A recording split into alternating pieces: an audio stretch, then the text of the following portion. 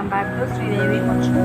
చూడండి, ఎండు శనగపప్పు కారం చేస్తున్నాం మేము. కావాల్సిన పదార్థాలు ఎండు శనగపప్పు, చిన్నులపాయలు, జీలకర్ర, కారం, కొబ్బరి ముక్కలు ఇప్పుడు గ్రైండ్ చేసుకున్నామండి. చూడండి, కొంచెం ఉప్పు కూడా వేస్తున్నాం తగినంత. శనగపప్పు వేస్తున్నాం అండి. కొబ్బరి మెదిగింది, కొంచెం జీలకర్ర కూడా వేసుకున్నాము. ఒక 2 చెంచాలు కారం వేసుకున్నామండి.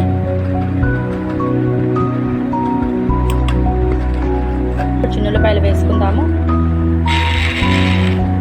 చూడండి, అయిపోయింది. ఎండు శనగపప్పు కారం చాలా బాగుంటుంది. ఇడ్లీలోకైనా, దోశలోకైనా, ఏదైనా కర్రీస్లోకి, వంకాయ వేపుడులోకి, అలాంటి వాటిలోకి వేసుకోవచ్చు అండి. నచ్చితే లైక్. కుర్చీలో ఉన్నాయో లేదో చూసుకోవాలండి. చేయించమ్మా, కుర్చీలు ఏమి లేకుండా. అప్పుడు ఉప్పు నీళ్ళలో వేసుకోవాలా.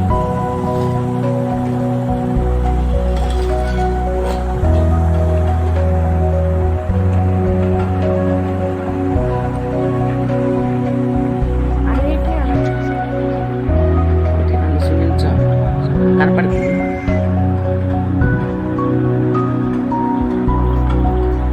చూడండి, వంకాయలు ఇలా నిలువుగా కట్ చేసుకోవాలి. లోపల ఏమైనా పులుసు ఉన్నాయా లేదని కొంచెం మిచ్చర్ చూసుకుంటాము. ఉప్పు వేసి ఉప్పు నీళ్ళు వేస్తామండి, కన్నెక్కకుండా ఉంటాయి. చూడండి, ఆయిల్ కూడా పోసుకున్నాను. హీట్ ఎక్కింది. మనం వంకాయలు వేసుకుందామండి దీనిలోని.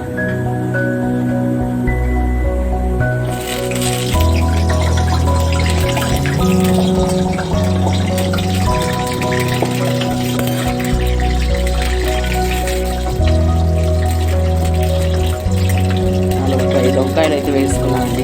వేగిన తర్వాత మిరకాయ వేస్తాను.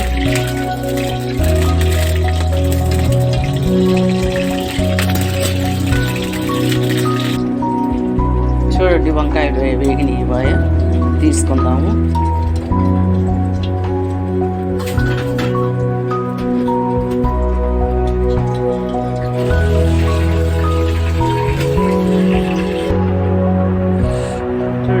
వంకాయలు వేపుకొని తెచ్చుకున్నానండి.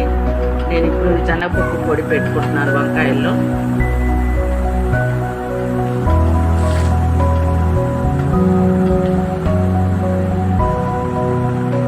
ఈ వంకాయలు పూర్తిగా నింపుకోవాలండి.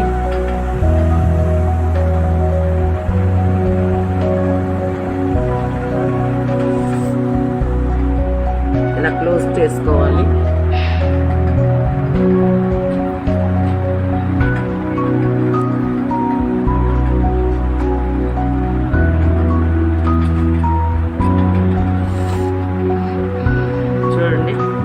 బాగా ఫిల్ చేసుకోవాలి. మనకు కావాల్సినంత వరకు వంకాయ నిండిన వరకు ఇలా మన క్లోజ్ చేసుకోవాలి. పెడుతున్నాము. బాగా వేగింది వంకాయ. ఇలా కారం పెట్టుకొని క్లోజ్ చేసుకోవాలండి. ఇక అన్నీ పెట్టేసాను. ఇంకా ఇవన్నీ అన్నిటికీ పెట్టేసుకున్నాం. ఇప్పుడు ఉల్లిపాయలు సన్నగా తరిగి పెట్టుకొని పోపు పెట్టుకున్నాము. చూడండి, పోపు వేసుకొని తాలింపు గింజలు, ఎండుమిర్చి,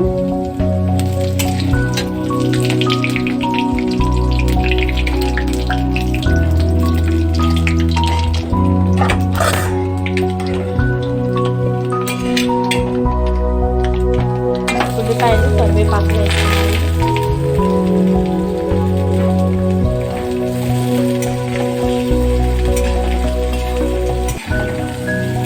కొంచెం వేగనిస్తాం కదా. ఇప్పుడు మనం వంకాయ ముక్కలు వేసుకుందాం.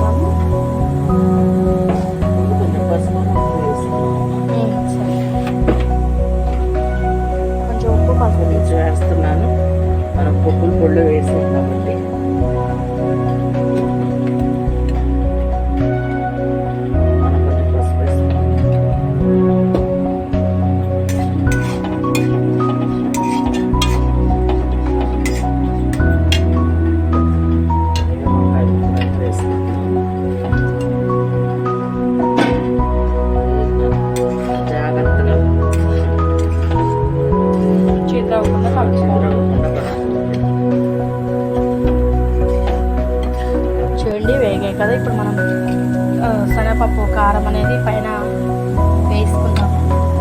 శనగపప్పు పొడి చల్లుకుందామండి. ఇది అన్నంలో కలుపుకోవడానికి బాగుంటుంది.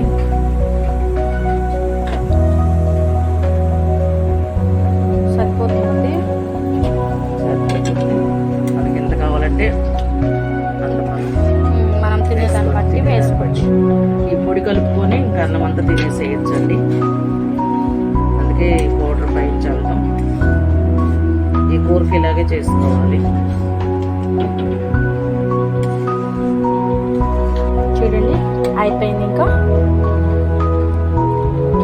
నచ్చితే లైక్ చేయండి, షేర్ చేయండి, సబ్స్క్రైబ్ చేయండి ఫ్రెండ్స్.